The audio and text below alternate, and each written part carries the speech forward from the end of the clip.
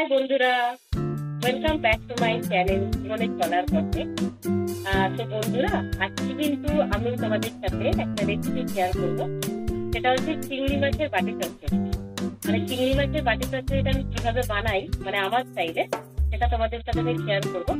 তার জন্য প্রথমেই কিন্তু দেখো আমি 200 গ্রাম চিংড়ি নিয়ে নিয়েছি। তো এই চিংড়িটাকে কিন্তু প্রথমে ভেজে নিচ্ছি, ঠিক আছে? ভেজে নেওয়ার পরে কি কি করছি সেটা তোমাদেরকে আমি দেখাচ্ছি। তো দেখো বন্ধুরা, চিংড়ি মাছটা কিন্তু ভাজা হয়ে গেছে কমপ্লিট। আমি কিন্তু গ্যাস থেকে প্যানটা কিন্তু নামিয়ে নিয়েছি। এবারে আমি কিছু জিনিস অ্যাড করবো, মেশাবো। তো সেটা তোমরা দেখতে থাকো। প্রথমেই আমি একটা পেঁয়াজ কুচি কিন্তু দিয়ে দিলাম, কেটে রাখা টমেটো দিলাম, সামান্য পরিমাণ আলু এতে আমি অ্যাড করলাম, দিয়ে রাখা কাঁচা লঙ্কা এতে দিলাম আমি। তার সাথে দেখো বন্ধুরা, আমি কিন্তু সর্ষে গুঁড়োটাকে ভিজিয়ে রেখেছিলাম, যেটা কিন্তু আমি এটা অ্যাড করে দেবো।